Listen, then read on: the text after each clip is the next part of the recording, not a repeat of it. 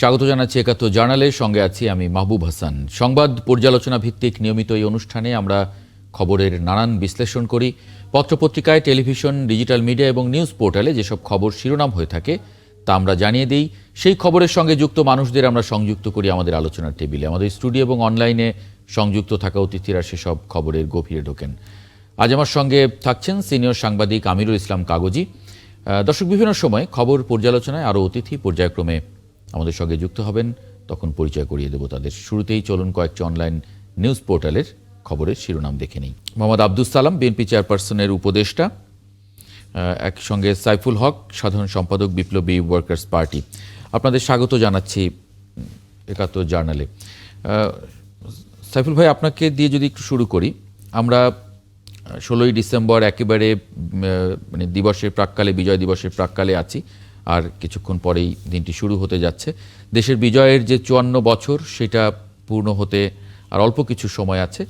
বিশেষ করে সাম্য, মানবিক মর্যাদা এবং সামাজিক ন্যায় বিচারের আকাঙ্ক্ষা, যেটা নিয়ে মুক্তিযুদ্ধ শুরু হয়েছিল, সেই আকাঙ্ক্ষা এখনও আমরা ধারণ করি, কিন্তু পূরণ হয়েছে কতটুকু সেটা সবারই জানা। আসলে আপনি আজকে একটি সাক্ষাৎকার ভিত্তিক একটি খবর করেছে বাংলাদেশ সংবাদ সংস্থা, সেখানে আপনার একটি সাক্ষাৎকার প্রকাশ হয়েছে। সেখানে আপনি বলেছেন যে, আমি প্রত্যাশা করি এবারের বিজয় দিবস উদযাপনের মধ্য দিয়ে আমরা নতুন করে মুক্তিযুদ্ধ পরবর্তী অসম্পূর্ণ রাজনৈতিক কর্তব্য সম্পন্ন করার শপথ নেব।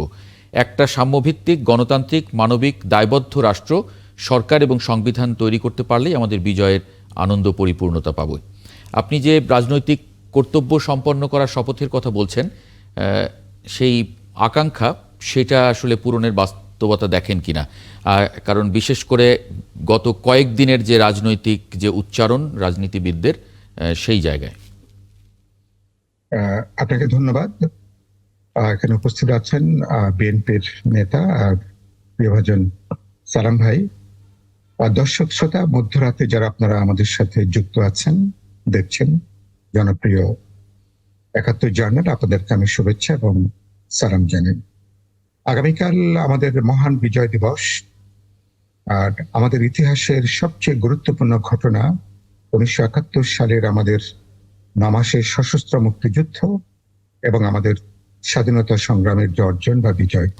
16 ডিসেম্বর পাকিস্তানিদের আত্মসমর্পণের মধ্য দিয়ে এটার একটা পর্বের অবসান ঘটে। আমি এই উপলক্ষে আমি দেশবাসীকে, আমি সবাইকে, বিপ্লবী ওয়ার্কার্স পার্টি, আমি সবার পক্ষ থেকে আন্তরিক শুভেচ্ছা এবং অভিবাদন আমরা জানাই। আপনি যেটা উল্লেখ করলেন, এটা আমি বলেছি যে আমাদের 71 সালে আমাদের প্রোক্লামেশন অফ ইন্ডিপেন্ডেন্স, আমাদের স্বাধীনতার যে ঘোষণা, মানে বাংলাদেশ রাষ্ট্র কোন পথে চলবে, রাষ্ট্রের দিশাটা কি হবে, সেটা কিন্তু এই প্রোক্লামেশন অফ ইন্ডিপেন্ডেন্সে আমরা কিন্তু খানিকটা নির্ধারণ করে দিয়েছিলাম। সাম্য, মানবিক মর্যাদা, সামাজিক ন্যায় বিচারের পথে বাংলাদেশ হাঁটবে। দুর্ভাগ্যজনকভাবে 72-এর সংবিধান তার অনেকগুলো অগ্রসরতার ভিত্তি কাজ করলেও প্রোক্লামেশনের পুরোপুরি আত্মাকে, তার স্পিরিটটাকে পুরোপুরি ধারণ করতে পারেনি। তারপরে 54 বছরের যে যাত্রা, সেই যাত্রাতে আমি প্রায় বলেছি, বাস্তবে এই প্রোক্লামেশন অফ ইন্ডিপেন্ডেন্সের ঘোষণা অধিকাংশ ক্ষেত্রে বাংলাদেশ তার বিপরীত দিকেই হেঁটেছে। তো সেজন্য এমন অনেকেই এর জন্য 16 ডিসেম্বরের আমাদের যে বিশাল যে বিজয়, আমাদের যে অর্জন, ইতিমধ্যেই শাসকদের নানা কাজ, পরাজিত 71-এ যারা পরাজিত হয়েছিলেন অথবা 24-এ যারা পরাজিত হয়েছিলেন, তাদের নানা ধরনের কাজের জন্য আমাদের একটা গৌরব গাঁথাকে, আমাদের বিজয়কে ইতিমধ্যে অনেক ক্ষেত্রে পরাজয় এটাকে পরিণত করা হয়েছিল। এদিক থেকে আমি যেটা বলেছি যে আমাদের 71-এর অর্জন, আমাদের এর পরে 72-এ আমরা এই একটা নতুন রাষ্ট্র চালু হওয়ার পরে আমাদের যে অসম্পূর্ণ যে জাতীয় কর্তব্য, আসলে সেটাকে সম্পন্ন করার ডাক নিয়েই এবারকার 24-এ যে গণজাগরণ, গণ অভ্যুত্থান, যেখানে শুরুই হয়েছিল তরুণদের একটা বৈষম্য বিরোধী একটা আন্দোলন। হ্যাঁ, বৈষম্যটা ছিল একটা চাকুরি নিয়ে, কিন্তু এটা একটা সিম্বলিক একটা এক্সপ্রেশন ছিল। আসলে সামাজিক ক্ষেত্রে যে বৈষম্য, অর্থনৈতিক যে বৈষম্য, নানা মাত্রিক যে বৈষম্যটা, আসলে আমাদের তরুণরা জনগণের আকুতিকে তারা ধারণ করেছিলেন আগামীকাল। সুতরাং আমরা সেই চেতনাটা হচ্ছে খুব গুরুত্বপূর্ণ।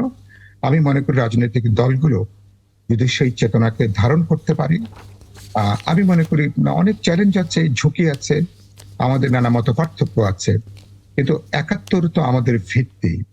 এটা হচ্ছে আমাদের, বলতে পারেন আমাদের শেকড়টা যে তৈরি করাটা, সেই জমিনে দাঁড়িয়ে কিন্তু বাদ বাকি আমাদের যত রাজনৈতিক তৎপরতা যা জি কিছু। সুতরাং ৭১কে কোনোভাবে প্রশ্নবিদ্ধ করবার কোনো সুযোগ, কোনো অবকাশ নেই। ৭১কে আমরা অবমূল্যায়ন করা মানে আমরা একটা আত্মঘাতী হব। আমরা বলতে পারেন তারপর নিজেকে একটা সেলফ নেগেট করা, মানে নিজেকে অস্বীকার করা। আমরা কোনো ভুইফোট জাতি নেই, আমরা কোনো ভুইফোট জনগণ নেই। একটা দীর্ঘ সাম্রাজ্যবাদ বিরোধী লড়াইয়ের মধ্য দিয়ে, গণতান্ত্রিক লড়াইয়ের মধ্য দিয়ে আমাদের যে অর্জন, জি আমি বিশ্বাস করি আগামীকাল বিজয় দিবসে নতুন করে আমরা শপথ নেব। এবারকার আগামী ফেব্রুয়ারিতে নির্বাচন, একই সাথে সেখানে গণভোট হবে। বাংলাদেশের মধ্য দিয়ে নতুন একটা গণতান্ত্রিক ধারায় বাংলাদেশ যাত্রা করবে। জি সেই যাত্রার মধ্যে আমরা ন্যূনতম কোটা যাতে ধরে রেখে অর্জনটা রাখতে পারি, সেটাই হবে সেটাই। এবারকার সবার প্রতি আমার আহ্বান। জি মোহাম্মদ আব্দুস সালাম, আপনি বিএনপি চেয়ারপারসনের উপদেষ্টা, বিএনপির স্থায়ী কমিটির সদস্য সালাউদ্দিন আহমদ ওই একই খবরে, সাক্ষাৎকার ভিত্তিক যে খবরটি, সেখানে বলেছেন যে এই সময় আমাদেরকে প্রকৃতপক্ষে সার্বভৌমত্ব এবং গণতন্ত্র সমুন্নত করার জন্য বাংলাদেশের পক্ষের গণতান্ত্রিক শক্তি এবং ফ্যাসিবাদ বিরোধী সকল রাজনৈতিক দলের ঐক্য এখন সবচাইতে বেশি জরুরি। কিন্তু গত কয়েকদিনের যে আমরা বক্তব্য বিভিন্নভাবে এবং ৭১ প্রশ্নে অনেক ধরনের বক্তব্য আমরা দেখছি, সেটার প্রতিবাদ হচ্ছে, বক্তব্য হচ্ছে, প্রতিবাদ হচ্ছে, মানে আপনি যে যে ঐক্যের আকাঙ্ক্ষা আমরা দেখছি সালাউদ্দিন আহমদের, তিনি যেটা করছেন, সেই আকাঙ্ক্ষা আপনি দেখেন কিনা বিভিন্ন রাজনৈতিক দলগুলোর মধ্যে, বিশেষ করে বর্তমান বেশ কয়েকদিনের যে রাজনৈতিক পরিস্থিতি বা উত্তপ্ত বাক্য? আপনাকে ধন্যবাদ, আমার সমালোচক ধন্যবাদ জানাই, যারা শুনছেন দেখছেন তাদেরকে ধন্যবাদ। এটা তো পরিষ্কার, যেটা ভাই যেটা বললেন, যে আসলে ৭১ তো আমাদের পরিচয়। ৭১-এ যুদ্ধ করে আমরা দেশটা স্বাধীন করেছি, এবং স্বাধীন করেছি বলেই আজকে বিভিন্ন রকম আন্দোলন বলেন, সংগ্রাম বলেন, আজকে এখানে আমরা সেগুলোকে প্রতিষ্ঠা করার জন্য সুযোগ পাচ্ছি। তা না হলে তো এখনো সেই স্বাধীনতা সংগ্রামে আমাদের করতে হতো। কাজে দেশটা স্বাধীন হয়েছে বলেই আজকে এটা হচ্ছে। তবে এটাও ঠিক যে এর আগেও এরকম সংকটে আমরা পড়েছি, যখন গণতন্ত্র থাকে না তখন কিন্তু স্বাধীনতাটা প্রশ্নের সম্মুখীন হয়ে যায়, রিস্কি হয়ে যায়। আজকে দীর্ঘ ১৭ বছর এই দেশে আমরা গণতন্ত্রহীন অবস্থায় ছিলাম, এবং গণতন্ত্রের জন্য একটা মানুষের একটা মৌলিক অধিকার যে ভোট, সেই ভোটের জন্য আমরা লড়াই করেছি, এবং লড়াই করে চূড়ান্ত পর্যায়ে ছাত্র জনতা সবাই ঐক্যবদ্ধভাবে আজকে এসে আজকে ২৪-এর যে অভ্যুত্থান, সে অভ্যুত্থান হয়েছে। অভ্যুত্থানের পরবর্তী সময়ে আজকে এখন পর্যন্ত কিন্তু আমরা গণতন্ত্রটাকে ফিরে পাই নাই। আগামী নির্বাচনের মধ্য দিয়ে যে একটি নির্বাচিত পার্লামেন্ট যদি আমরা উপহার দিতে পারি, একটি নির্বাচিত সরকার যদি আমরা প্রতিষ্ঠা করতে পারি, তাহলে প্রাথমিক ধাপটা আমরা এগোতে পারবো, এটা অন্তত বলতে পারি।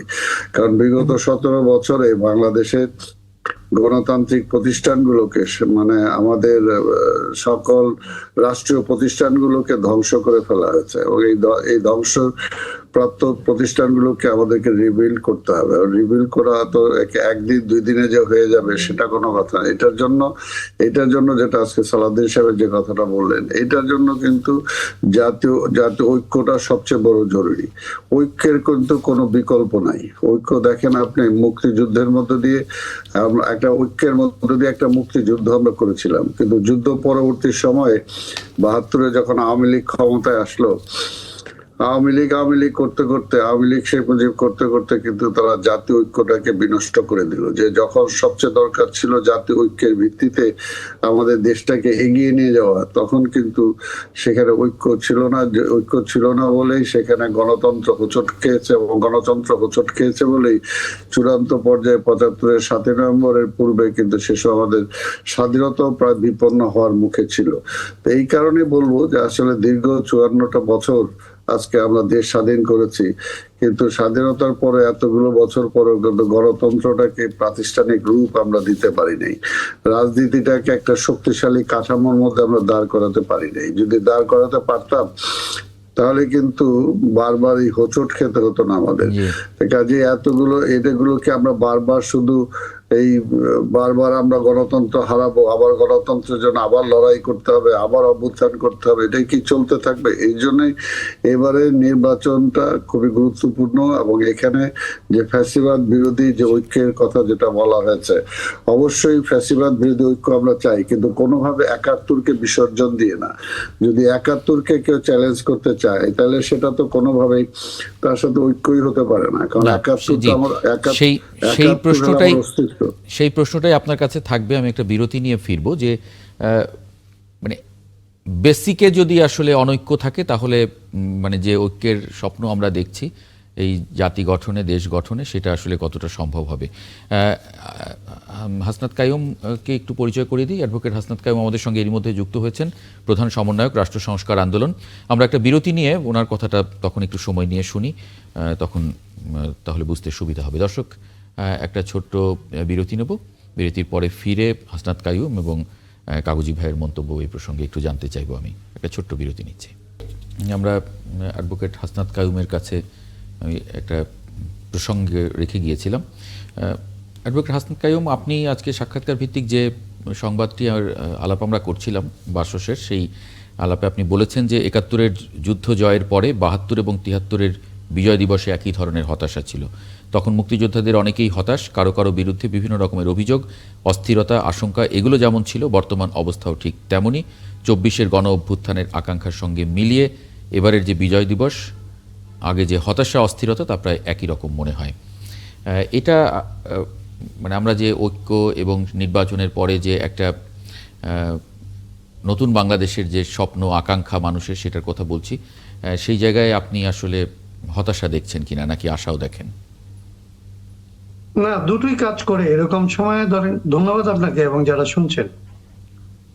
আমাদের যেটা আসলে অভিজ্ঞতা, আমাদের ইতিহাস থেকে যে অভিজ্ঞতা, এটা হচ্ছে যে আমি সবসময় বলি যে আমাদের দীর্ঘদিনের লড়াইয়ের মধ্যে প্রচুর বিজয়ের অভিজ্ঞতা হয়েছে। ছোট বড় অনেক রকমের বিজয় আমরা অর্জন করছি, এবং একই সাথে একটা অভিজ্ঞতা হয়েছে যে বিজয়ের পরপরই আসলে বিজয়ের যে আকাঙ্ক্ষা নিয়ে আমরা করেছি, সে আকাঙ্ক্ষার অনেকটুকুই আসলে ব্যাহত হয়ে গেছে। এই ক্ষেত্রে ধরেন ৪৬ বলেন, ৭০ মানে ৭১ বলেন, ২৪ বলেন, এই তিনটা তো আমাদের কাছাকাছি সময়ের সবচেয়ে বড় ঘটনা। তিনটা ঘটনার মধ্যে প্রায় একই রকমের অভিজ্ঞতার মুখোমুখি আমরা হয়েছি। মাঝখানে ৯০ বলেন, ৫৪ বলেন, এগুলিকে আপনি ধরতে পারেন। তো সেই যে জায়গাটা, আমি একটা জিনিসের উপর এখন গুরুত্ব আরোপ করার জন্য এই কথাটা বেশি করে বলি যে আমাদের যে বিজয়ের অভিজ্ঞতা আছে, এইটা আমাদেরকে আগামীতে আরো বিজয়ের দিকে নিয়ে যাবে বলে আমরা মনে করি। কিন্তু এই যে বিজয় ব্যাহত হওয়ার যে অভিজ্ঞতা, এই দিকে আমাদের মনোযোগ দেওয়া দরকার যে আমরা কেন প্রতিবারই অনেক দামে কেনা বিজয় অনেক অল্প সময়ের মধ্যে আসলে আমাদের হাতছাড়া হয়ে যায়। ২৪-এর অভ্যুত্থানের পরে এটা দ্রুত হয়েছে। ২৪-এর অভ্যুত্থানের পরে আমাদের যে বাস্তব পরিস্থিতি তৈরি হয়েছিল, এই আকাঙ্ক্ষাগুলির তো একটা প্রেক্ষাপট ছিল। দীর্ঘদিন ধরে এখানে আমরা এক ধরনের স্বৈরতন্ত্র বিরোধী এবং এই যে স্বৈরতান্ত্রিক ক্ষমতা কাঠামো, এটার বিরুদ্ধে আমরা কথা বলতেছিলাম। এবং এই অভ্যুত্থানের আগেই প্রায় সমস্ত রাজনৈতিক দল রাষ্ট্রের সংস্কার বলেন, মেরামত বলেন, রাষ্ট্রের ক্ষমতা কাঠামোর পরিবর্তন বলেন, এইটার ব্যাপারে একটা ঐকমত্য জাতীয়ভাবে রাজনৈতিক দলগুলির মধ্যে তৈরি হয়েছিল। এবং এর ভিত্তিতেই জাতীয় ঐক্য এবং জাতীয় ঐক্যের ভিত্তিতে অভ্যুত্থান, এবং সেই অভ্যুত্থানের নেতৃত্ব হয়তো ছাত্র তরুণরা দিচ্ছে। কিন্তু এই গোটা জাতি যে আসলে তাদের পেছনে ঐক্যবদ্ধ হয়েছিল, তার পেছনে এই যে আকাঙ্ক্ষা, এই আকাঙ্ক্ষা কিন্তু দীর্ঘ ১৫-১৬ বছর ধরে রাজনৈতিক দলগুলি আগের অভিজ্ঞতাকে সাথে নিয়ে আন্দোলন করে এই জায়গায় এসেছিল। কিন্তু এখন দেখবেন যে ১৪ মাসের মধ্যে বা ১৫ মাসের মধ্যে আমরা সেই জায়গাটা, ঐক্যের জায়গাটা আমরা হারাই ফেলছি। যদিও আমাদের বিভিন্ন সময় যখনই জাতীয় সংকট দেখা দেয় তখন আমরা ঐক্যের কথা বলি, কিন্তু আসলে আমাদের রাজনীতিতে তো ধরেন একটা অন্য রকমের অভিজ্ঞতা আছে। আমাদের রাজনীতিবিদরা মুখে যা বলে অন্তরে তা বিশ্বাস করেন না, এবং কার্যত সেটার বাস্তবায়নের জন্য অনেক সময় আসলে ভূমিকা পালন করেন না। অনেক সময় মুখে মুখে আমরা সবচেয়ে সুন্দর কথাটা বেছে বেছে বলি, কার্যত আমরা যেটা করি আসলে সেটা আমরা যা বলি এটার বিপরীতে অবস্থান নেয়। এখনো যেমন দেখবেন যে বাংলাদেশে আমরা অভ্যুত্থানের পরে বলছিলাম যে একটা অভ্যুত্থানের পরে একটা ঐকমত্যের প্রয়োজন হয়, সহযোগিতা, সহমর্মিতা, প্রতিদ্বন্দ্বিতার চাইতে এটা বেশি প্রয়োজন হয়। এবং অভ্যুত্থান যে আকাঙ্ক্ষায় হয়েছিল সেটাকে বাস্তবায়ন করার পরে আপনি আবার প্রতিদ্বন্দ্বিতায় যেতে পারেন। কিন্তু বাংলাদেশের দুর্ভাগ্যজনক অভিজ্ঞতা হইল যে আমরা অভ্যুত্থানের পরের রাজনৈতিক করণীয়টা ওইভাবে আসলে সবাই মিলে ঠিক করতে পারি নাই। এবং এই নির্বাচনকে যে আসলে একটা, যেটা আমরা বলি যে ৭০-এর পর এটা সবচেয়ে গুরুত্বপূর্ণ নির্বাচন, কিন্তু এই নির্বাচনকে দেখবেন যে আসলে শুধুমাত্র একটা ক্ষমতা বদলের নির্বাচন, এটাকে পর্যবেসিত করার জন্য যা যা করা দরকার রাজনৈতিক দলগুলি দুইটা ভাগে বিভক্ত হয়ে সেই কাজগুলি করতেছে, জি যেন এটা এজ ইফ এটা পাওয়ার ট্রান্সফার ছাড়া এটার আর কোনো ব্যাপার নাই। কিন্তু এটার যে সংস্কারের রাজনীতি যে আসলে এই অভ্যুত্থান ঘটাইছিল, সংবিধানের কাঠামোগত সংস্কারের জন্য যে আমরা একমত হয়েছি এবং সেগুলি বাস্তবায়নের জন্য যে আমরা একটা পদ্ধতিকে একমত হয়েছি, সেই জায়গাগুলি নিয়ে দেখবেন যে আলোচনাটা খুব একটা নাই। এবং নির্বাচন না, সেটা নিয়ে তো একটা সিদ্ধান্ত হয়েছে, সেটা নিয়ে তো আমরা ভোটে যাচ্ছি। ভোটের মাধ্যমে জনগণ যদি সেটাকে, ওইখানে যেটা প্রবলেম যেটা হয়েছে, আমাদের এখানে অনেকে অনেক ধরনের চতুরতা করছে। ধরেন আমাদের যেগুলি ঐকমত্য হয়েছিল, আমাদের যেগুলি ভিন্নমত ছিল, এগুলি মিলে আমরা ভিন্নমত সহ একটা ঐকমত্যে এসেছি। ওকে ওকে, মানে আমি তাহলে বুঝেছি আপনার কিন্তু সরকার পরবর্তীতে ওই যে যারা আসলে এখানে যাদেরকে কি বলা যায় যে বিশেষজ্ঞ প্যানেল হিসেবে যাদের পরামর্শ নেওয়া হয়েছে এবং পদ্ধতিটা আমরা যেহেতু ঐকমত্যে আসতে পারলাম না রাজনৈতিক দলগুলি, যেটা বাস্তবায়নের পদ্ধতি কি হবে তার জন্য আমাদের ঐকমত্যের ঘাটতির কারণে কিন্তু এটা বিশেষজ্ঞদের হাতে গেল। জি, এবং বিশেষজ্ঞদের হাতে যাওয়ার পরে তারা যে চতুরতাটা করলো, সেই চতুরতার কারণে আপনি দেখবেন যে আগামী যে পরিষদ মানে সংস্কার পরিষদ বসবে, সেই সংস্কার পরিষদ আসলে একমত হইতে পারবেন সেরকম মনে করছেন। একটু কাগজি ভাই যদি এখানে একটু মন্তব্য রাখেন, যে আমরা যে রাজনৈতিক পরিস্থিতি এখন দেখছি, বিশেষ করে কথার লড়াই, আমি দেখছি যে এখন তো আসলে ঐক্যটা খুব গুরুত্বপূর্ণ ছিল। গত যদি ধরেন আমি এক সপ্তাহের যে রাজনৈতিক মানে একেবারে পরিবর্তন হয়ে যাওয়া পরিবেশ, যেটা একটা নির্বাচনমুখী একটা রাজনৈতিক পরিবেশ, সেটা এখন একটা শঙ্কা সংশয়ে পর্যবসিত হয়ে যাচ্ছে। সবাইকেই কথা বলতে হচ্ছে এটা নিয়ে। রাজনীতিবিদরা খুব কড়া ভাষায় একে অন্যকে ইঙ্গিত করে কথা বলছেন। নিশ্চয়ই পরিস্থিতি আছে সেটার, সেই জায়গায় আসলে কি দেখেন? এইটা কি আসলে হওয়া উচিত ছিল? এটা তো একটা গত 15-16 বছর ধরে যে আন্দোলন সংগ্রাম হয়েছে, এটা দীর্ঘ সংগ্রামের মধ্য দিয়ে একটা বেশ ভালো ঐক্য গড়ে উঠেছিল দলগুলোর মধ্যে। এখন দলগুলোর মধ্যে যে ঐক্য গড়ে উঠেছিল সেটা ধরে রাখার যেমন একটা চেষ্টা থাকা উচিত ছিল। আর 2 নম্বর হলো যে আপনি নির্বাচন ছাড়া সরকার চালাতে পারবেন না। আর একটা সরকার, যে অন্তর্বর্তী সরকার এখন আছে, এইটাও তো আবার অনন্তকাল ধরে থাকবে না। তাহলে আপনাকে ঘুরে ফিরে নির্বাচনের দিকে যেতে হবে। এখনই সেই নির্বাচনের পরিবেশ সৃষ্টি করার জন্যে আপনার নির্বাচন কমিশন ইতিমধ্যেই তাদের সেই শিডিউল, যেটা কাঙ্ক্ষিত শিডিউল ঘোষণা করে দিয়েছে। এখন ঘোষণা করে দেওয়ার পরে এখানে যে নির্বাচনটাকে বানচাল করার জন্যে, তারপরে একটা একেবারে শান্তিপূর্ণভাবে ক্ষমতার ট্রান্সফার হওয়ার যে ক্ষেত্র, এই ক্ষেত্রগুলো তো নষ্ট করার জন্যে একটা গুরুত্ব আছেই। কারণ তারা তো এখনো পর্যন্ত বিভিন্ন জায়গায় সমাজে কখনো কখনো আমরা যেমন দেখি যে এক দলে যে গুপ্ত অবস্থায় ছিল, তারাও তো এখন ওই ঠিক নিজেদেরকে রক্ষা করার জন্য আরেকটা দলের সঙ্গে গুপ্ত অবস্থায় থাকছে। এবং এই যে ওসমান হাদির উপরে যে গুলিটা চালানো হয়েছে, তাকে আমরা এখন দেখতে পাচ্ছি, যেভাবেই হোক না কেন ছাত্রলীগের সঙ্গে তার একটা ছাত্রলীগের নেতা একেবারে। তা এখন সে কিভাবে গুপ্ত অবস্থায় এরকম থাকতে পারলো? তো এখন এই গুপ্ত গুলোকে আপনি তো আর ধরতে পারবেন না। আর 2 নম্বর হলো, এরা যখন এই শুটার বা এই গুলি করার জন্য যারা আসছে, তারা কিন্তু জীবনের ঝুঁকি নিয়ে আসে। যখন কোনো ব্যক্তি জীবনের ঝুঁকি নিয়ে কোনো কাজ করে, তাকে আপনি ঠেকাবেন কি দিয়ে? কোনো আইন শৃঙ্খলা রক্ষাকারী বাহিনী দিয়ে কি আপনি ঠেকাতে পারেন? পারেন না। তারপরও যেভাবে আপনার যে ঘটনাগুলো ঘটেছে সেই ঘটনাগুলো এখন আপনি আইন শৃঙ্খলা রক্ষাকারী বাহিনী যে কাজটা করছে, এখানে সবচেয়ে বড় দায়িত্ব হচ্ছে কিন্তু রাজনৈতিক দলগুলোকে আরো বেশি এগিয়ে আসা। জি। যদি এগিয়ে আসতে পারে এবং তারা যদি সহযোগিতা করে, তাহলেই কেবলমাত্র এই সরকার তারা সফলভাবে একটা নির্বাচনকে মানে সম্পন্ন করতে পারবে বলে মনে হয়। জি। সাইফুল হক, আমরা যে আলোচনার মধ্যে ছিলাম যে আসলে ঐক্য, এবং হাসনাত কাইয়ুম বলছিলেন যে ৭১-এর আমাদের যে বিজয়, সেই বিজয়টা হাতছাড়া হয়েছে। আমাদের ২৪-এর যে বিজয়, সেই বিজয়ও হাতছাড়া হওয়ার পথে। যে আকাঙ্ক্ষা নিয়ে মানুষ আসলে এগুলো করেছিল, এই বিজয় আমরা অর্জন করেছিলাম, যে কারণে বিজয়ের আকাঙ্ক্ষাও আমাদের পরবর্তীতে নষ্ট হয়ে যাওয়ার আশঙ্কা আছে। সেই জায়গায় আজকে ইনকিলাব মঞ্চের উদ্যোগে সর্বদলীয় একটা প্রতিবাদ সভা হয়েছে। সেই সভায় আপনি ছিলেন।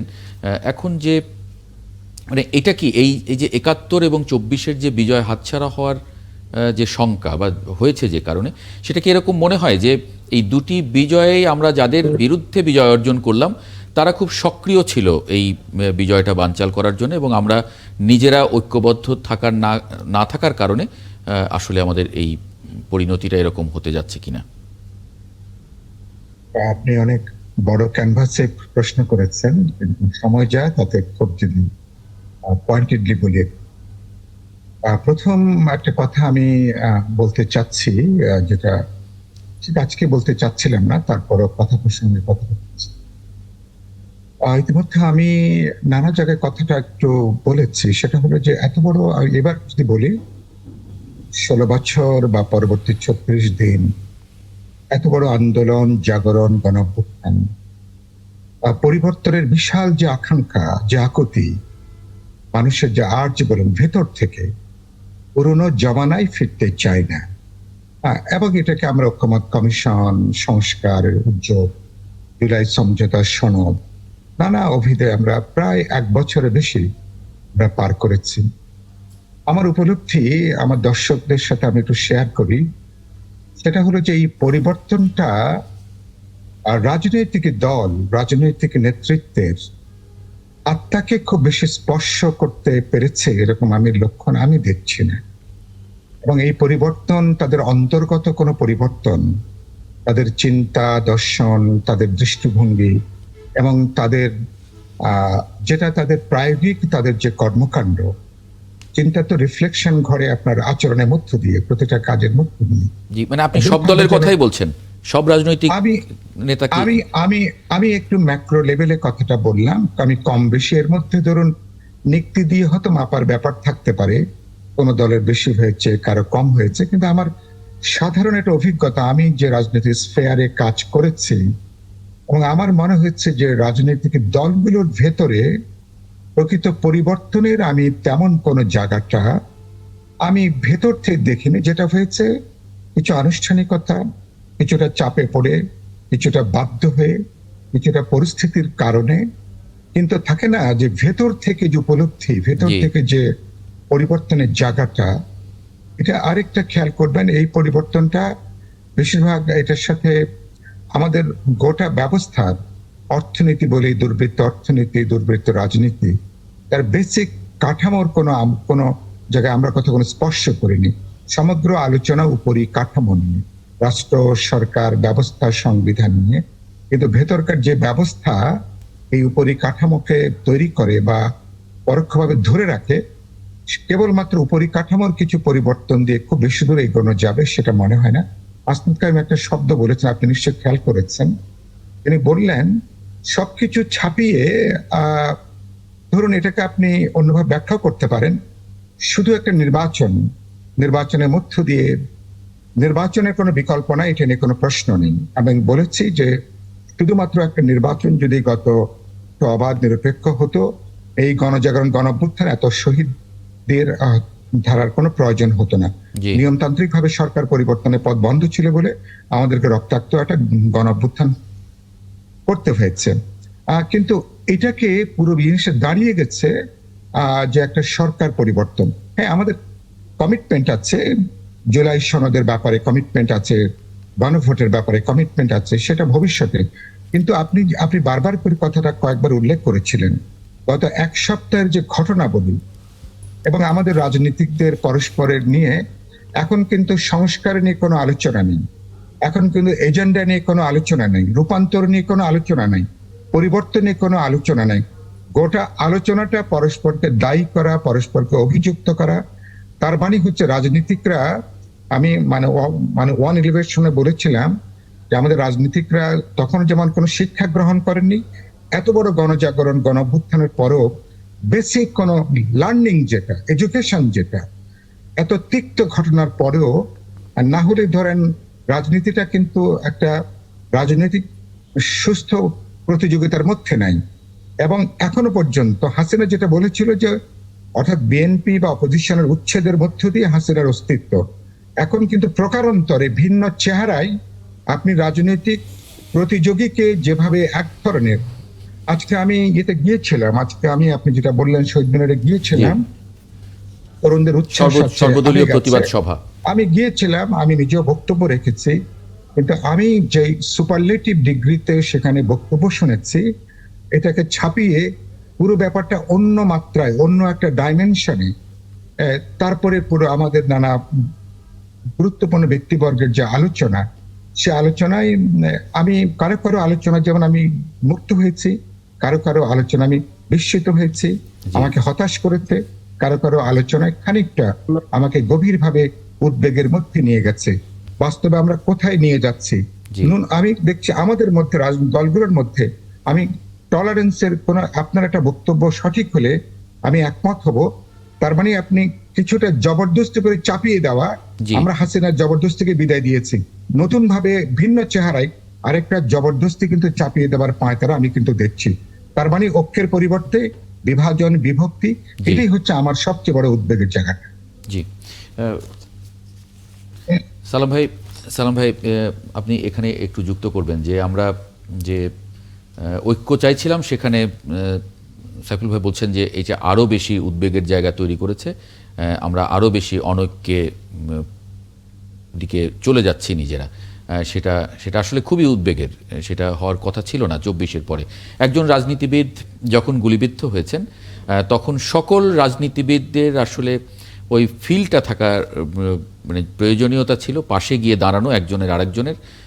কারণ এখন তো আসলে সবার জন্যই এমন একটা পরিস্থিতি তৈরি হয়েছে যে পরিস্থিতিতে আসলে এটা তো পরিষ্কার পুরোটা, যে ঐক্য না থাকলে, নিজেদের মধ্যে ঐক্যবদ্ধ না থাকলে এরকম ঘটনার মুখোমুখি আমাদের আরও সামনে হতে পারে, সে আশঙ্কা তো সবাই করছেন। আব্দুল সালাম। সরি, আসলে ঐক্যটা তো, ঐক্য মানে তো এই না যে আপনার সব বিষয়ে আমি একমত হব, আপনার আদর্শের সাথে আমি একমত হয়ে যাব। আপনি সমাজতন্ত্রে বিশ্বাস করেন, আমিও সমাজতন্ত্রে বিশ্বাস করে যাব, নট দ্যাট। ঐক্যটা হলো যে আমার এই মুহূর্তে আমি মনে করতেছি এই বিষয়ে জাতীয় ঐক্যমত্যটা দরকার। কি কারণে? যে আজকে গণতন্ত্রটা ফিরিয়ে আনতে হবে, সেই কারণে আমার একটা ঐক্য দরকার। এবং গণতন্ত্রটা হলো আমার এখানে মুখ্য, এখানে সমাজতন্ত্রটা মুখ্য না। তাই কাজে এই বিষয়টা যদি আমার মাথায় থাকে, এইখানে আমার গণতন্ত্রটা মুখ্য, এখানে ইসলামী বিপ্লবটা মুখ্য না, যদি এই বিষয়টা আমার মাথায় থাকে, তাহলে কিন্তু আমি অনেক কিছু কনসিডার করব। কিন্তু এই জায়গায় তো প্রথম ধাক্কাটা খাইলো। ধাক্কাটা কোথায় দেখেন, যখন আমরা বিএনপির পক্ষ থেকে প্রথমে বললাম, মানে এই সরকার দায়িত্বে আসার পর থেকে আমরা বললাম যে সরকার একটা রোডম্যাপ দেখ সরকার কি করতে চায় এবং কতদিন সময় দরকার এবং কি কি সংস্কার তারা করতে চায়, এবং বললাম এগুলো করে যত অল্প সময়ের মধ্যে একটা নির্বাচন দেয়া যায় সেটা জাতির জন্য মঙ্গলজনক। তখন অনেকেই বলা শুরু করলেন যে না, বিএনপি খালি ক্ষমতার জন্যই মানে সবকিছু করতেছে, তারা ক্ষমতায় যাওয়ার জন্য পাগল হয়ে গেছে, এই বিএনপি কে ক্ষমতা আনার জন্যই কি এই অভ্যুত্থান হইলো কিনা। অর্থাৎ এইগুলো বলে ইনডাইরেক্টলি তারা বলাই শুরু করলো যে বিএনপি কে ক্ষমতায় দেওয়া যাবে না। অর্থাৎ ওই সময় ওই পরাজিত ফ্যাসিবাদ মুখ্য না, সেই সময় মুখ্য হয়ে গেল আপনার মানে ইসের বিএনপি কে কোনোভাবে ক্ষমতায় যেতে দেওয়া যাবে না। অর্থাৎ এইখান থেকেই কিন্তু আস্তে আস্তে মানে নিজেদের মধ্যে ঐক্যটা কিন্তু আস্তে আস্তে নষ্ট হওয়া শুরু হলো। এর আগে তো বিএনপি তো কোনো ঐক্য নষ্ট করে নাই, বরঞ্চ বিএনপির পক্ষ থেকে বলা হয়েছিল যে এই মুহূর্তে দরকার একটা নির্বাচন হলেও আমরা দেশে যে ক্ষতি হয়েছে এই ক্ষতিটাকে পুষাইতে হইলে আন্দোলনরত সকল দলগুলোকে নিয়ে একটা ঐক্যমতের সরকার গঠন করতে হবে। দেখেন বিএনপি এর চেয়ে বেশি আর কি বলতে পারে, কিন্তু তারপরে কিন্তু কয়েকটা দল মিলে শুধু বিএনপি কে আক্রমণ করা শুরু করলো। মনে হলো যে বিএনপি ক্ষমতায় যাতে না যেতে পারে, ক্ষমতায় গেলেই সবকিছু ধূলিসাৎ হয়ে যাবে। পাশাপাশি দেখেন যে আজকে এটা যে সত্যি কথা যে যখন এইগুলো বিরোধিতা যাইতে যেতে এক পর্যায়ে এমন অবস্থায় আসলো যে মুক্তিযুদ্ধের সম্পর্কে ৭১ সম্পর্কেই নতুন নতুন বক্তব্য দেওয়া শুরু হলো। মনে হলো যে ৭১-কে প্যারালাল করতে চাইলো ২৪-এ অনেককে।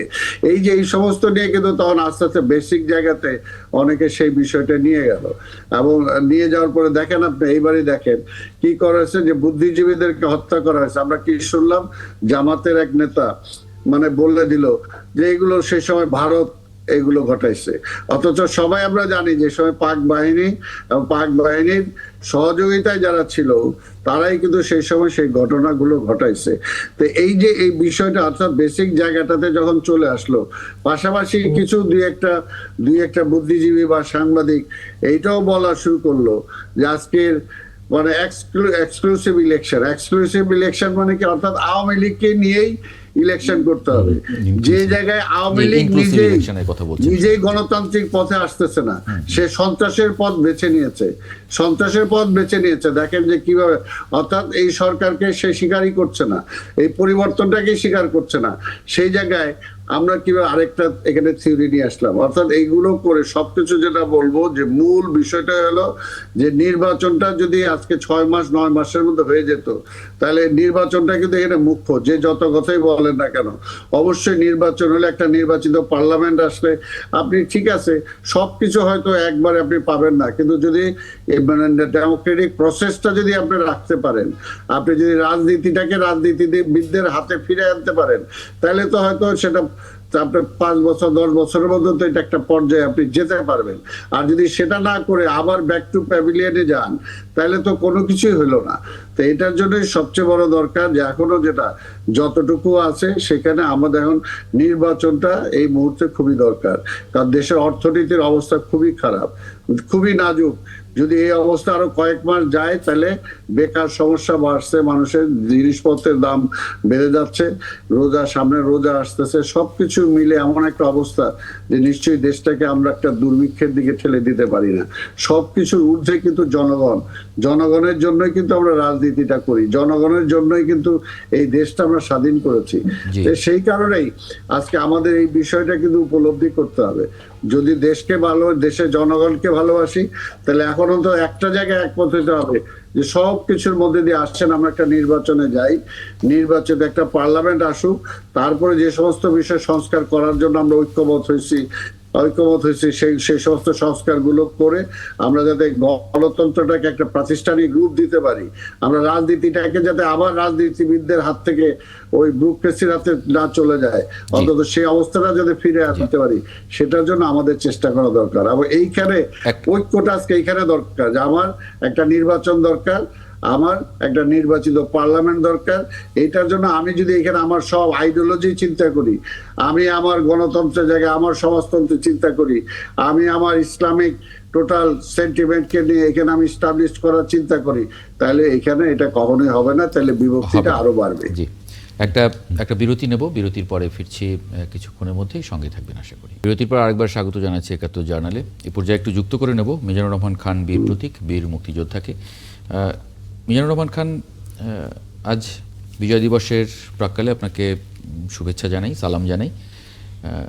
আমরা এখানে যে আলোচনাটা করছিলাম, আলোচনার এক পর্যায়ে হাসনাত কাইয়ুম বলছিলেন যে ৭১-এর যুদ্ধ জয়ের পরে আমরা ৭২-৭৩ সালে যে পরিস্থিতি তৈরি হচ্ছিল, সেই পরিস্থিতি এখন শুনতে পাচ্ছেন?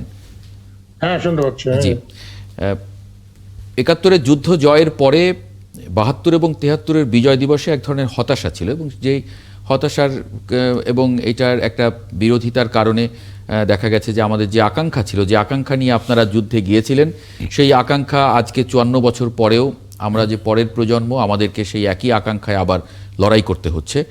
24-এর গণ অভ্যুত্থানে একই আকাঙ্ক্ষা নিয়ে আমাদের রাস্তায় যেতে হচ্ছে। আপনি আসলে এইটা কি দেখেন, কিভাবে দেখেন? এই ব্যাপারে আমি যেটা বলতে চাচ্ছি যে স্বাধীনতার পর আমি গত 23 তারিখেও আমি কথাটা বলেছিলাম যে স্বাধীনতার পর যে গভর্নমেন্ট আসলো তারা মনে করলো যে মুক্তিযোদ্ধাদের আর কোনো প্রয়োজন নাই, তাদের কোনো তালিকা করার প্রয়োজন নাই, তাদের কোনো সম্মান দেওয়ার প্রয়োজন নাই, কোনো কিছু করা হয় নাই। এবং এটা আমরা আপনার যে কথাটা বলছেন যে 54 বছর পরে মুক্তিযুদ্ধের মানে চিন্তা ভাবনাকে বাস্তবায়ন করার জন্য কোনো আন্দোলন তো মনে হয় না এরকম হলো। ইভেন 24-এর আন্দোলনেও মুক্তিযোদ্ধাদের স্বার্থ নিয়ে কোনো আন্দোলন হয়েছে আমি মনে করি না। কিন্তু এই সরকার যতগুলো পদক্ষেপ নিয়েছে এটা যদি কন্টিনিউ করে ভুয়া মুক্ত মুক্তিযোদ্ধার তালিকা, আমি খুব খুশি হব। কিন্তু আমি সেটা দেখে যেতে পারবো কিনা সন্দেহ আছে, কারণ আমার অনেক মুক্তিযোদ্ধা ভাইরা চলে যাচ্ছেন। ইভেন আমরা খেতাবপ্রাপ্ত 123 জনের মতো ছিলাম, তার মধ্যে এখন আমরা সিভিলিয়ান বেঁচে আছে 10 জনের মতো। তো এই তালিকার যে সুফলটা, ভুয়া মুক্তিযোদ্ধা মুক্ত যে মুক্তিযোদ্ধার তালিকা, এটা আমরা দেখে যেতে পারবো কিনা, দেখে যেতে পারলে খুব ভালো লাগবে আমাদের। শুধু তালিকা না, মুক্তিযোদ্ধাদের যে মর্যাদা, আমাদের এখানে যে সালাম ভাই আছেন, উনি একজন বেশ নাম করা মুক্তিযোদ্ধা। আমি শুধু উনি মুক্তিযোদ্ধা না, অনেক গুণে গুণান্বিত উনি, কিন্তু উনি বা কি পেলেন বলেন? একজন মুক্তিযোদ্ধা হিসেবে উনি কি পেয়েছেন, আমি কি পেয়েছি? আপনারা প্রকৃত মুক্তিযোদ্ধাদের খুঁজে দেখেন। আর আরেকটা জিনিস আমি বলতে চাচ্ছি, সেটা হলো শুধু মুক্তিযোদ্ধারাই মুক্তিযুদ্ধের ইতিহাস বলে না। যারা বাংলাদেশের ভিতরে ছিল, যারা ইন্ডিয়াতে আশ্রয় নিয়েছিল, তাদেরও কিন্তু একটা করে ইতিহাস আছে। তো আপনারা 71 টিভির এই যে আয়োজন, এটাকে আমি স্বাগত জানাই। আপনারা সত্যিকারে যদি মুক্তিযুদ্ধের ইতিহাস সংরক্ষণ করতে চান, তাহলে আপনারা মুক্তিযোদ্ধাকেও নেবেন, অমুক্তিযোদ্ধা যারা বয়বৃদ্ধ তারা কিছুদিন পরে হয়তো থাকবেন না, আমরা কিছুদিন পরে থাকবো না।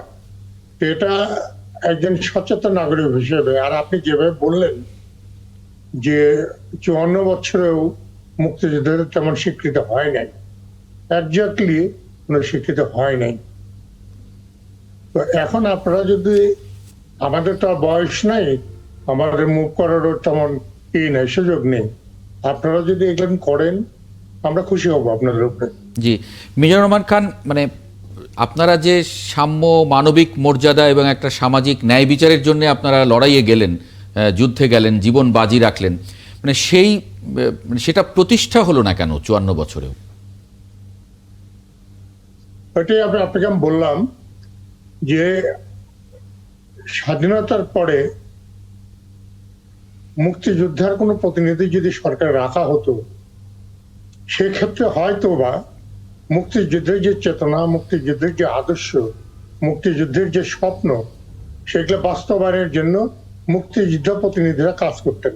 আচ্ছা, আপনি খোঁজ করে দেখেন, জি, এত বড় একটা রক্তক্ষয়ী যুদ্ধের পর যে সরকার গঠিত হলো, সেখানে মুক্তিযুদ্ধের কোনো মুখপাত্র এই সরকারে থাকলো না। আপনারা প্রায়শই অভিযোগ করেন যে ভুয়া মুক্তিযোদ্ধার তালিকা ভর্তি হয়ে গেছে। এটা যদি আপনার মুক্তিযুদ্ধের পরে সরকারে কোনো মুক্তিযোদ্ধা প্রতিনিধি থাকতো, হয়তো বা এই ধরনের কিছু হতো না। আর সেই সরকার সময় তো কম পায় নাই, এই সময়ের মধ্যে তারা একটা তালিকা করে যেতে পারতেন, যেটা আমরা জানি যে মরহুম সৈয়দ তাজউদ্দিন আহমেদ একটা চিন্তা করেছিলেন যে মুক্তিযোদ্ধাদের নিয়ে একটা প্রাইড ফোর্স করবেন। এই কাজটা যদি করা যেত, সেক্ষেত্রে এত ভুয়া ঢোকার কোনো সুযোগ ছিল জি না। জি, তাহলে মানে অন্যরকম হতে পারতো। অনেক অনেক ধন্যবাদ মিজানুর রহমান খান বীর প্রতীক, অনেক রাতে আমাদের সঙ্গে যুক্ত হয়েছেন, আপনাকে ধন্যবাদ জানাচ্ছি। অ্যাডভোকেট হাসনাত কাইয়ুম, আপনার একটু মন্তব্য আশা করছি এই প্রসঙ্গে, একটা ছোট্ট মন্তব্য। আমি শুনতে পাচ্ছি না। জি, আমি আসসালামু আলাইকুম। আপনাকে থ্যাংক ইউ। জি, অ্যাডভোকেট হাসনাত কাইয়ুম। জি, আমি যেটা মনে করি যে মুক্তিযোদ্ধাদের প্রতিনিধিত্ব সরকারে থাকা মানে এরকম না যে আসলে মুক্তিযোদ্ধা একজন ওইখানে থাকা। আমি মনে করি যে সরকারের থাকা মানে মুক্তিযুদ্ধের যে আকাঙ্ক্ষা ছিল সেটা বাস্তবায়ন করার জন্য সরকারে এই আদর্শটাকে ধারণ করেন এবং সেই পথে সরকার চলবে। তার জন্য আসলে যে রাষ্ট্র পরিচালনার যে লক্ষ্য উদ্দেশ্য এবং তার সাথে সঙ্গতিপূর্ণ কাঠামো তৈরি করা, 72 সালে আমরা এটা করতে ব্যর্থ হয়েছিলাম।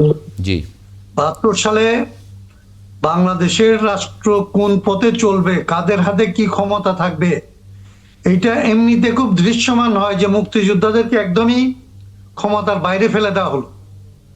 এটা দিয়ে যেটা বোঝা যায় সেটা হচ্ছে যে মুক্তিযুদ্ধের পক্ষে আসলে ক্ষমতাটা আসার কোনো আইনগত কিংবা সাংবিধানিক ভিত্তি তৈরি হইল না। জি, এবং হইল না বলে পরবর্তীতে মিজান ভাইয়ের বক্তব্যটাকে আমি যদি প্রতীকী অর্থে নেই, তাহলে আমি বুঝি যে 54 বছর ধরে এই মুক্তিযোদ্ধাদেরকে যে ফিজিক্যালি কেবলমাত্র আউটস্টেট করা হলো তা না, ওনাদেরকে ফিজিক্যালি আউটস্টেট করার পাশাপাশি ওনার যে স্বপ্ন, ওনার যে আকাঙ্ক্ষা, সেইটাকে আসলে সরকার পরিচালনার কাঠামো থেকে বাইরে ফেলে দেওয়া হলো। বাইরে ফেলে দেওয়া হলো। এটাকে সান্ত্বনা আকার একটা জায়গায় রাখা হলো জি, যে এইগুলি হচ্ছে বেশ আমাদের আকাঙ্ক্ষা, কিন্তু এই আকাঙ্ক্ষা বাস্তবায়নের জন্য যে ক্ষমতা দরকার এবং যে কাঠামো দরকার, সেটা হয়। কাঠামোটা তার বিপরীত দিকে তৈরি করা হলো। এটা আইয়ুব খানের যে কাঠামো ছিল তার চাইতেও আসলে আরো এক কেন্দ্রিক কাঠামো তৈরি করা হলো। আমিরুল ইসলাম তো কাজী। এই জন্য মুক্তিযুদ্ধের পর থেকে আমরা মর্যাদা স্বাধীন হয়েছি 1971 জি। সালে। 1971 সালে আপনি একটা জিনিস খেয়াল করেন, আমাদের যে ওই সময় যুদ্ধটা ছিল পশ্চিম পাকিস্তানিদের সঙ্গে আমাদের একটা বৈষম্যমূলক আচরণ, অর্থনৈতিকভাবে আমাদেরকে শোষণ, নির্যাতন, নিপীড়ন করা হয়েছে এই কারণে। এবং আমরা তাদের থেকে এই যে অর্থনৈতিক মুক্তি, তারপরে বাক স্বাধীনতার মুক্তি, এই সমস্ত মুক্তিগুলো চেয়েছিলাম বলেই কিন্তু তাদের সঙ্গে আমাদের যুদ্ধটা হয়েছে। আচ্ছা, যুদ্ধের পরেই আমাদের দেশ গঠন কারা করবে, কিভাবে করবে, তখন বাংলাদেশের এই 7.5 কোটি মানুষের চাহিদা অনুযায়ী এই ভৌগোলিক অবস্থানের মধ্যে থেকেই কিন্তু আমাদের সেটা করতে হবে। সেইটার প্রেক্ষাপট তো ক্ষণে ক্ষণে চেঞ্জ হতে পারে। আপনি 72-73-74-এর কথা যদি চিন্তা করেন, আর এখন 2024-25-এ এসে ওই চিন্তা করলে তো হবে না। এখন প্রযুক্তির অনেক উন্নতি হয়েছে। আপনার অর্থনৈতিকভাবে সবাইকে স্বাবলম্বী করে তোলার জন্য যা যা করার দরকার আপনাকে কিন্তু সেই কাজগুলোই করতে হবে।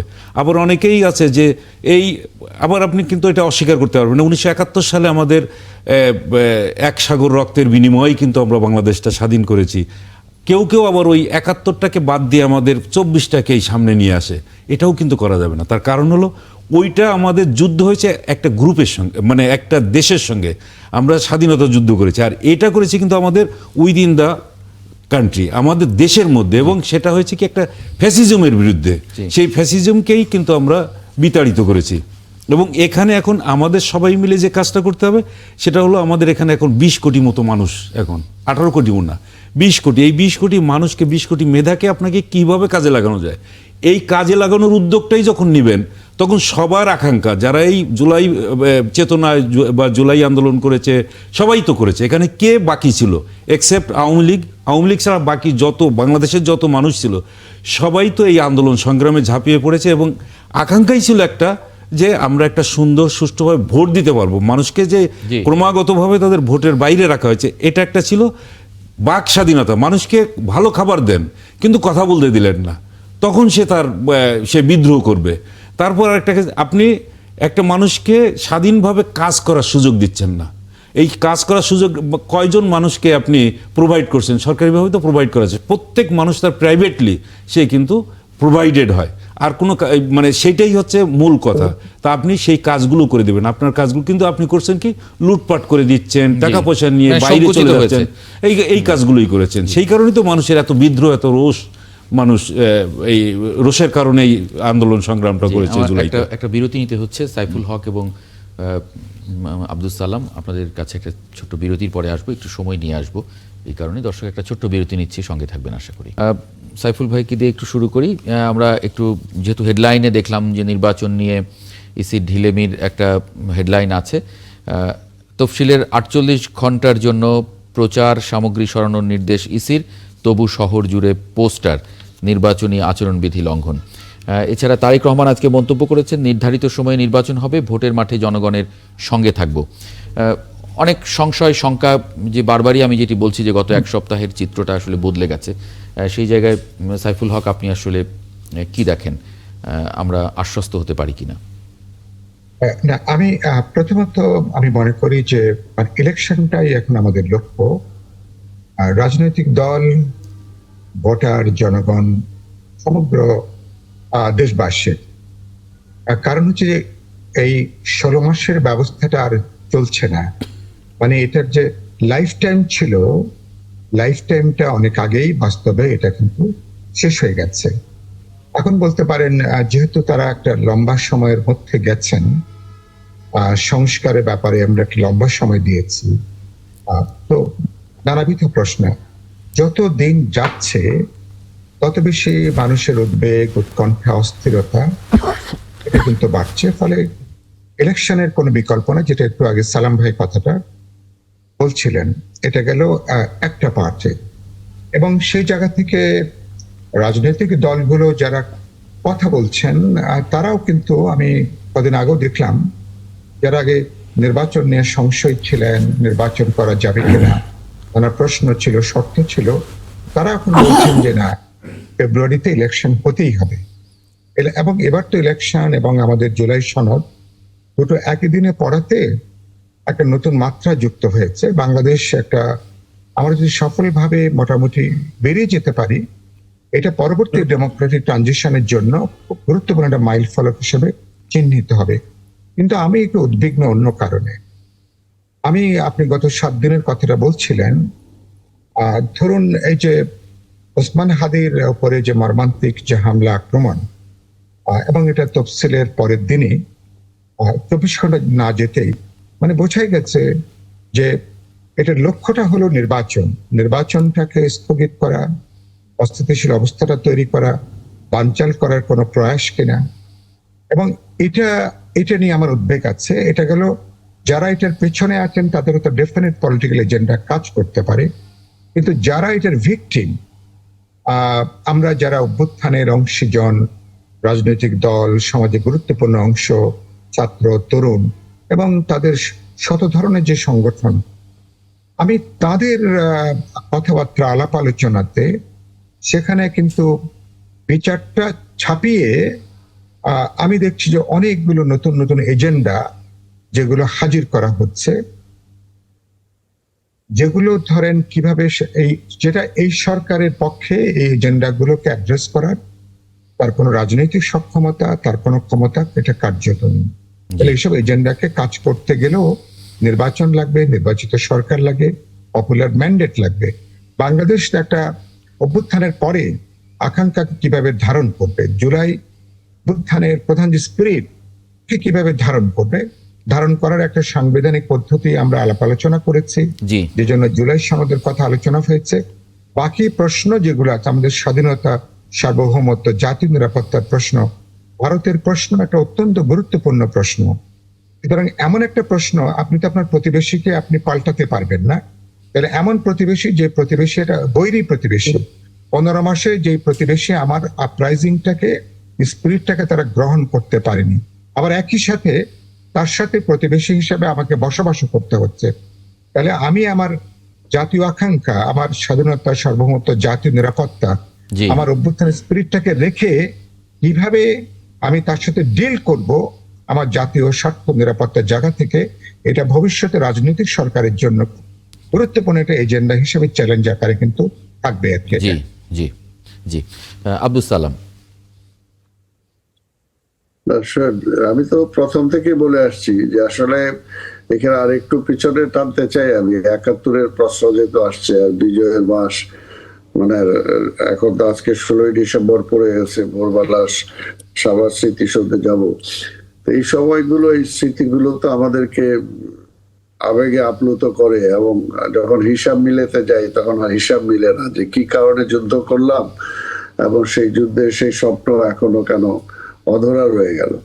অধরার কারণটা একটাই, মূল হিসেবে বলতে গেলে, যে স্বাধীনতার পরে যে সরকারটা ক্ষমতায় আসছে, মূলত যে ব্যক্তিগুলো বা যে দলটা ক্ষমতায় আসছে, সেই দলটা কোনোভাবেই মুক্তিযুদ্ধের স্বপ্নের সাথে তাদের সম্পর্কটা খুব কম ছিল। কারণ ওই সময় দেখছে যে ছাত্ররা, আমরা যারা সে সময় সেই পতাকা তাদের বাড়িতে, তাদের গাড়িতে তুলতে বাধ্য হয়েছিলাম, তারা বাধ্য করেছিলাম, তারা কিন্তু সেটা নিজেদের থেকে চায়নি। তো সেখানে যুদ্ধ পরবর্তী সময়, এটা ঠিক যে আমার যে মিজান ভাই যেটা বললেন, উনি যে আপেক্ষিক অর্থে যে কথাটা বলছেন যে মুক্তিযুদ্ধের পক্ষের লোক সরকারে ছিল না বলে সেটা হয়েছে, আসলে মুক্তিযুদ্ধের সেই স্পিডটা কেউ ধারণ করতে পারে নাই। যেমনি ভাবে বলবো যে আজকে এখানে অন্য কোনোভাবে নেয়ার কোনো কারণ নাই, বর্তমান যে ইন্টেরিয়াম যে সরকার আজকে যে বসে আছে, তারাও যে আসলে 24-এর স্পিডটাকে কতটুকু ধারণ করতে পেরেছে সেটাও নিয়ে কিন্তু প্রশ্ন আছে। যদি পারতো তাহলে কিন্তু আজকে এইরকম একটা অবস্থায় চলে আসতো না দেশটা। আরো আগেই একটা নির্বাচন হয়, একটা নির্বাচিত সরকারের কাছে ক্ষমতাটা তারা অর্পণ করতে পারতো। ঠিক মুক্তিযুদ্ধের বেলাও তাই আমরা দেখেছি, সেই সময় মুক্তিযুদ্ধের স্পিড দেখেন, যে সেনাবাহিনী মুক্তিযুদ্ধের মধ্যে দিয়ে গড়ে উঠলো, আমরা যুদ্ধের পরবর্তী পর্যায়ে দেখলাম কি রক্ষী বাহিনী সৃষ্টি করে সেই সেনাবাহিনীকে মেলাইন করার জন্য চেষ্টা করা হলো। ঠিক আন্দোলনের মধ্যে সবকিছুতে তাই। এই জন্য মূল কথাটা হলো যে আমাদের যে সেই মূল স্পিরিটটা, যেটা সেই সময় ছাত্র ছিলাম, ইন্টারমিডিয়েট পড়তাম, সেই সময় কি স্বপ্ন ছিল যে আমার দেশ আমার হবে, এই দেশে আর পল্টনের জনসভার প্রয়োজন হবে না, রাজপথে আর গুলি হবে না আমার ভাইয়ের বুকে, তাই না, রক্তাক্ত মিছিল হবে না।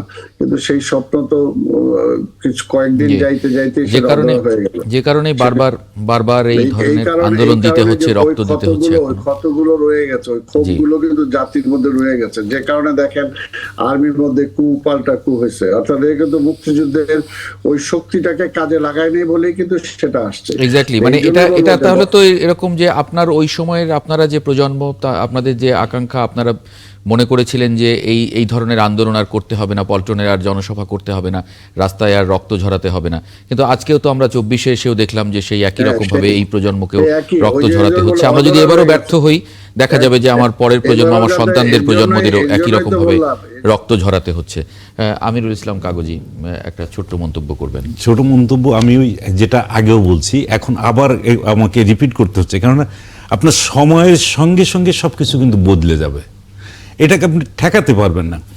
চাহিদা আপনার 72-এর চাহিদা আর এখন 2024-এর চাহিদা তো এক না।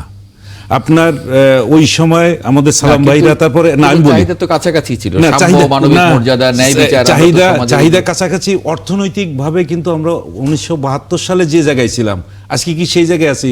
সেই সময় 7.5 কোটি মানুষ ছিল, তারপরেও সেখানে দুর্ভিক্ষ হয়েছে। আজকে ঠিক সেই ভূখণ্ডটি রয়েছে এবং সেখানে 20 কোটি মানুষ। আপনি কেউ না খেয়ে মারা যায় এরকম কোনো কথা শুনেছেন? শোনেন নাই। তাহলে আমাকে তো সেই সময়ের সঙ্গে তাল মিলিয়ে আমাকে এগিয়ে যেতে হবে। এবং প্রথম কথাটা যেটা, সেটা হচ্ছে মানুষের মানবাধিকারকে আপনাকে মূল্যায়ন করতে হবে, মানবিক মর্যাদা, এই কাজগুলোকে আপনাকে মূল্যায়ন করতে হবে, দিতে হবে। অনেক ধন্যবাদ আমিরুল ইসলাম কাগজি, একই সঙ্গে মোহাম্মদ আব্দুল সালাম এবং সাইফুল হক, আপনাদেরকেও ধন্যবাদ জানাচ্ছি 71 জানালে যুক্ত হবার জন্য এত গভীর রাতে। দর্শক, আপনাদেরকেও ধন্যবাদ। বিজয় দিবসের শুভেচ্ছা রইল। আগামীকাল একই সময়ে 71 জানাল দেখার আমন্ত্রণ জানিয়ে রাখছি, সঙ্গে পাবো আশা করি।